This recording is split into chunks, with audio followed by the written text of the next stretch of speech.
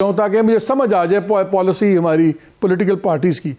तो आपका ख्याल ये है कि मुल्क में इस्तेकाम लाना है तो जिन लोगों के बारे में कन्विंस्ड हैं कि वो चोर हैं, टैक्स चोर हैं, अरबों की करप्शन की हुई है, उनको दोबारा पावर स्ट्रक्चर में हिस्सेदार बना लो। मुझे ये तो समझ आता है कि आप कहें ठीक है जी, हम किसी के खिलाफ कार्रवाई नहीं करेंगे, हम बैड ब्लड नहीं चाहते, हम आगे जाना चाहते हैं, लेकिन पावर में हिस्सेदार बनाना जिनको आप खुद समझते हैं कि अरबों के चोर हैं, वो कैसे नेशनल इंटरेस्ट में हो सकता है? नहीं, पावर में तो कोई हिस्सेदार, अभी तो सिर्फ गुफ्तगू का आगाज हुआ है। सीट एडजस्टमेंट आपने कमेटी बना दी है, आपने 3 मेंबर कमेटी बना दी है, उनकी बन गई, आप सीट एडजस्टमेंट्स कर रहे हैं।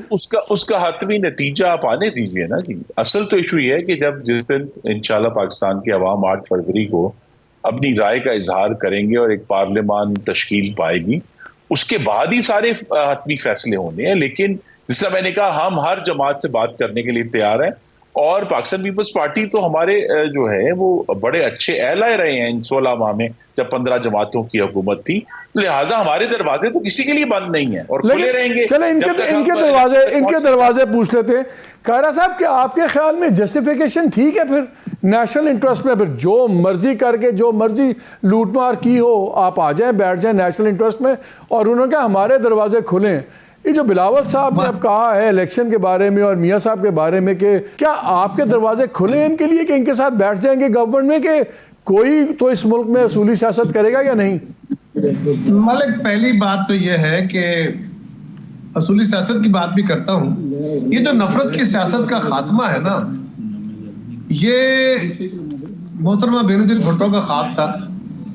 शहीद ने इस मुल्क के लिए ना सिर्फ नफरत के खत्म करने का एक ख्वाहिश की ख्वाब देखा, बल्कि उसकी अमली ताबीर के तौर पे एक वे फॉरवर्ड भी दे दिया, जिसको हम चार्टर ऑफ डेमोक्रेसी कहते हैं, जिसके मियां साहब भी सिग्नेटरी है, बाकी भी सारे। दूसरी बात यह है कि नफरत की सियासत तो खत्म हम ना कर सके, वो ग्रेजुअली टेंडेंसीज होती है, आस्ता आस्ता जाएंगी, लेकिन उस पर सारे सिग्नेटरी हुए।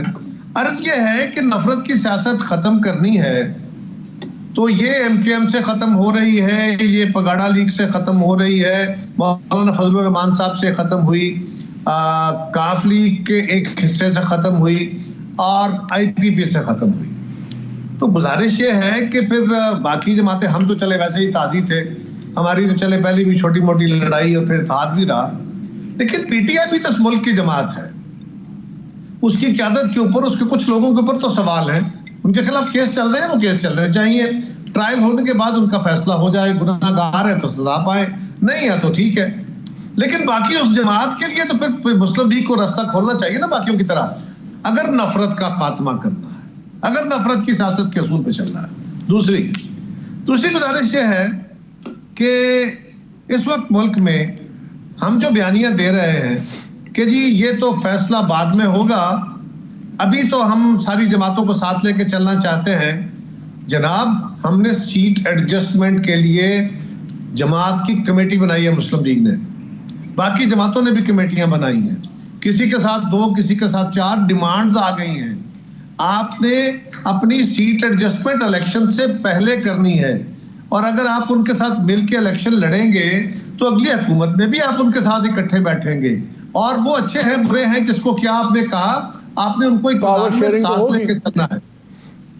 पावर शेयरिंग तो होगी, तो ये कैसे होगा कि जी पहले 8 फरवरी को लोग वोट डालेंगे उसके बाद हम फैसला करेंगे? नहीं हजूर, ये फैसला तो पहले होना है। तीसरी गुजारिश ये है कि बहरहाल वक्त बड़ा जालिम है, ये बड़े बड़े दावों को तोड़ देता है। हाँ, अब हमें एक काम करना चाहिए, हमें ये बात मान लेनी चाहिए कि हमने माजी में गलतियां की थी, अब हमें गलतियों के अजाले की जरूरत है, या माजी में अगर हमारे रवैये दुरुस्त नहीं थे तो आज हमें अपने रवैयों को करेक्ट करने की जरूरत है। मैंने एक बात कही ना आपको कि आपने जब तक अपनी पॉलिटिकल पार्टीज के अंदर, अपने पॉलिटिकल गवर्नेंस के अंदर, अपनी सिविल गवर्नमेंट्स के अंदर, अपनी पार्लियामान के अंदर वो स्ट्रेंथ नहीं लानी, पाकिस्तान के लोगों ने असूल के मुताबिक वोट नहीं देने, तो ये मुमकिन नहीं है कि जिस तरह के ख्वाब हम देखते हैं वो ख्वाबों की अमली ताबीर आ जाए।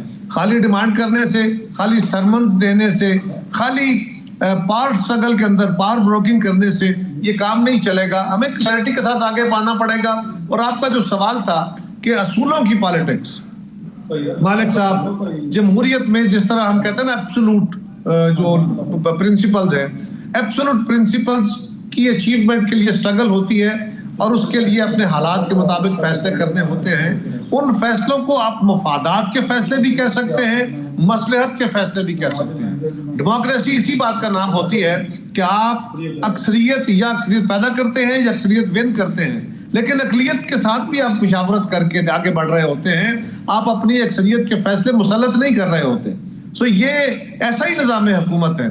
लेकिन इसमें बहरहाल ये बात तो तय है कि मफादात के हामिल लोग जो हैं उनके खिलाफ पॉलिटिक्स करने के लिए तो पहले एक लंबी स्ट्रगल की जरूरत है, पहले सोसाइटल स्ट्रगल की जरूरत है।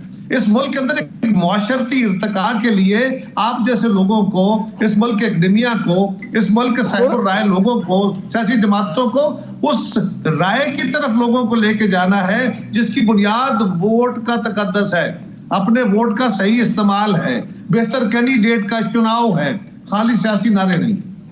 खुर्रम साहब से जवाब लेते हैं जो आपने बात की है।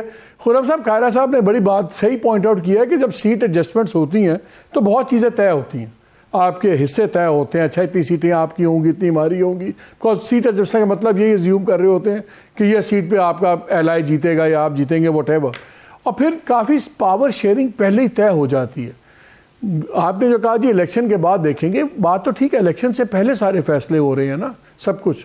तो इसलिए या आप तब गलत बात कर रहे थे जब इल्ज़ाम लगा रहे थे उन लोगों पे, या आज गलत है?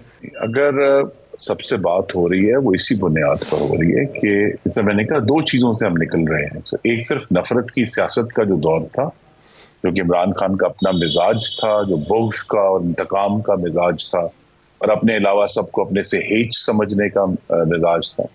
लेकिन जो चेयरमैन तहरीक इंसाफ का जो सनम तराशा गया एस्टेब्लिशमेंट की तरफ से, और उसको वहाँ इक़्तिदार की मसनद पर बैठाने के लिए जिस तरह पाकिस्तान के मीडिया को दबाया गया, अदलिया को दबाया गया, पूरी सियासत को दबाया गया, इंतखाबी अमल को दबाया गया, हम उस स्टेज से भी तो बाहर आ रहे हैं।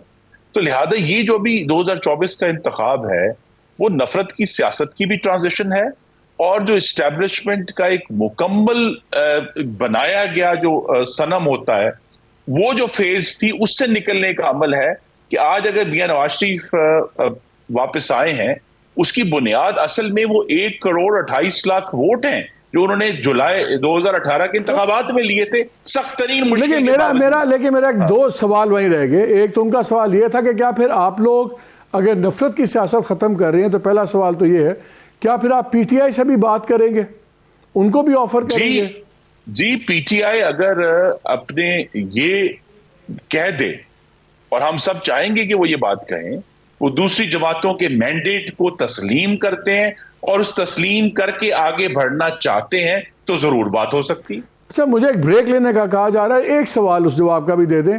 जो जहांगीर तरीन वाला पूरा ड्रामा था, तो पहले क्या वो इल्ज़ामात झूठ थे और मैंने पूछा था, और अब क्या हम सियासी मुनाफकत कर रहे हैं? इल्जामात में अगर कोई हकीकत है तो कानून अपना रास्ता लेगा। इस वक्त हमारे सामने एक सियासी ट्रांजिशन है कि मुल्क को जो एक, जिसे हम कहते हैं अमूमी जमहूरी सियासत, नॉर्मल डेमोक्रेटिक पॉलिटिक्स, उसकी तरफ लेकर जाना है। इसीलिए सबसे बात करनी। चले, मुझे यहाँ ब्रेक लेना है, लेकिन यकीन माने जो आप लोगों की डेफिनेशन है नॉर्मल डेमोक्रेटिक पॉलिटिक्स, ये दुनिया में इसकी नहीं है, वहाँ पे अखलाकियात मैटर करते हैं। खैर, ये बात करेंगे ब्रेक के बाद, हमारे साथ रहिएगा।